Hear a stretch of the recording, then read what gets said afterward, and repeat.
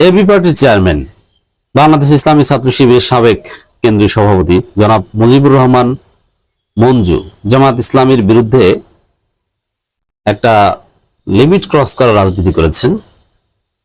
যেই রাজনীতিতে মুজিবুর রহমান মঞ্জুর যে বক্তব্যে জামাত ইসলামীর মধ্যে, বিশেষ করে জামাতের জনশক্তির মধ্যে তীব্র ক্ষোভের সঞ্চার হয়েছে।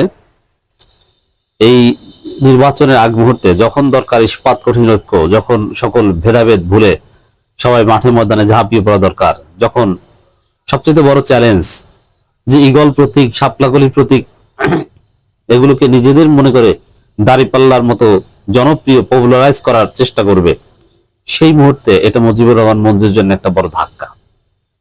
মুজিবুর রহমান মঞ্জু যে বক্তব্য দিয়েছে যে জামাত তাদের প্রার্থী উইথড্র করে ভুল করেছে, যে ট্রল করেছেন, অথবা জামাতকে আসতে হবে আমাদের হেল্প করতে, এটাই জোট, এবং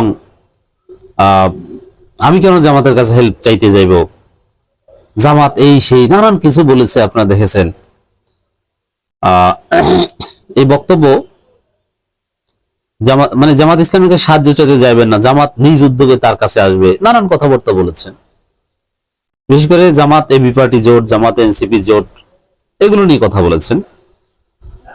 এই বক্তব্য, যেহেতু বক্তব্যের ভিত্তি যাই হোক, বক্তব্যের মধ্যে কাটছাট ভাব আছে, বক্তব্যের একটা অংশ বাদ দিয়েই প্রচার করা হয়েছে, দ্যাটস রাইট, সেটা পরে। কিন্তু মূল বিষয় হচ্ছে যে জামাতের জনশক্তি বিষয়টা নেগেটিভলি নিয়েছে। যতটুকু কাট করে প্রচার করা হয়েছে জামাতের লোকজন, ততটুকু শুনে মুজিবুর রহমান মঞ্জুর প্রতি ক্ষুব্ধ। এমনি মঞ্জু সাহেবকে দেখতে পারে না। দেখেন, এবি পার্টির অনেক হিসাব আছে। মুজিবুর রহমান মঞ্জু শিবিরের সাবেক সভাপতি থেকে জামাত ত্যাগ করে গিয়েছে, জামাতের আদর্শের সমালোচনা করেছে,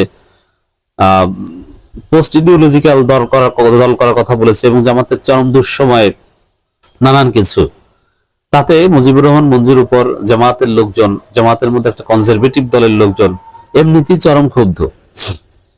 সেই মঞ্জুকে জোটের মিত্র হিসেবে জামাতের অনেক লোক মানতে পারেনি। কিছু কিছু লোক, সংখ্যাটা অল্প হলেও, তারা বলছে যে এই মঞ্জুর দলকে ভোট দিতে হবে। এবং জামাতের সিনিয়র অনেক নেতার সাথে আমি যেটা কথা বলেছি ব্যক্তিগত আলাপচারিতায়, তাদের দৃষ্টিভঙ্গি এরকম যে এইটা আমি ভালোভাবে দেখছি না, এত কিছু হলো তারপর আবার তাদের সাথে জোট, এমনিতেই দৃষ্টিভঙ্গি আছে। তারপরে বৃহত্তর স্বার্থে এবি পার্টির সাথে জামাতের জোট জরুরি, এতে কোনো সন্দেহ নেই। সেই হিসাবে ধীরে ধীরে আমির জামাতের নির্দেশনায় কিংবা জামাতের শীর্ষ নেতাদের হস্তক্ষেপে মুজিবুর রহমান মঞ্জুর সাথে জামাতের যে দূরত্ব, এটা ঘুরছে যেত বলে আমরা মনে করি।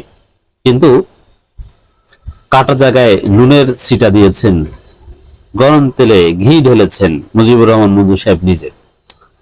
যেহেতু জামাতের লোকজন বিষয়টা খুব নেগেটিভলি নিয়েছে, অতএব শেষ পর্যন্ত এবি পার্টি জামাত জোট টিকে যাবে। টিকে গেলেও এবি পার্টিকে কঠিন শিক্ষা পেতে হবে। এমনকি আমি এটা এই প্রেডিকশন করছি, যেহেতু এবি পার্টি নিজেদের সক্ষমতা, এবি পার্টির স্মার্টনেস আছে, তারা যোগ্য, তারা অভ্যুত্থানের অন্যতম পরিকল্পনাকারী, সব ঠিক আছে, এবং তাদের মতো মেধাবী পলিটিশিয়ান আমি খুব কম দেখেছি, সব সত্য, এবং তারা সৎ। কিন্তু প্রশ্ন হচ্ছে যে তারা বাংলাদেশের কোথাও কোনো একটা আসনে নির্বাচনে জিতে আসা তো দূরের কথা, থার্ড হওয়ার সক্ষমতা রাখে না। This is final, believe it or not. সারা বাংলাদেশে তাদের ওভারঅল কিছু ভোটও আছে, কিন্তু কোনো একটা আসনে জিতে আসার মতো তো দূরের কথা, জামানত রক্ষা করার মতো ভোট নেই, কোনো আসনে নেই, আমি চ্যালেঞ্জ দিয়ে বলছি। তো সেই জায়গায় দর্শক, জামাতের বা বিএনপির হাত ধরে তারা পার্লামেন্টে যাবে, এটাই তাদের একমাত্র ভরসা ছিল। এই জন্য জোট তাদের কাছে মাস্ট, এবং তাদের মতো যোগ্য লোকদের পার্লামেন্টে যাওয়া উচিত জোটের সুবিধা নিয়ে, এটাও আমি বিশ্বাস করি। কিন্তু মুজিবুর রহমান মঞ্জু যে ভুলটা করেছেন, অথবা ভুল না করলেও ঘটনা যেটা ঘটেছে, আর ভুল কিছুটা হলেও করেছেন, হয়তোবা যা করেছেন তার চেয়ে বেশি প্রচার হচ্ছে। এর ফলে জামাত জোট হলেও শেষ পর্যন্ত এবি পার্টির কেউ পার্লামেন্টে যাবে এটা অসম্ভব বা কঠিন হয়ে যেতে পারে। কারণ জামাত এক সময় এটা ছিল যে সেন্ট্রাল জামাত যে নির্দেশনা দেয় সবাই মনে প্রাণে সেটা মেনে নেয়, চোখ বুঝে বুকে পাথর চাপা দিয়ে হলো মেনে নেয়, দ্যাটস রাইট। কিন্তু এখন জামাত তো সেই জামাত নয়, এখন জামাত অনেক বড় দল হয়ে গেছে। এখন এত বড় দলে ওই সেন্ট্রাল জামাত যা বলবে সামে না ওতা না চোখ বুঝে এটা হবে না। এখন জামাতের মধ্যে অনেকে আছে যার সহযোগী সদস্য, তারা এখন জামাতের অনেক আইকনিক ফিগার, তো তারা তো আমির জামাতের নির্দেশনা মানবে না, তারা অন্য প্রার্থীর পক্ষে কাজ করবে।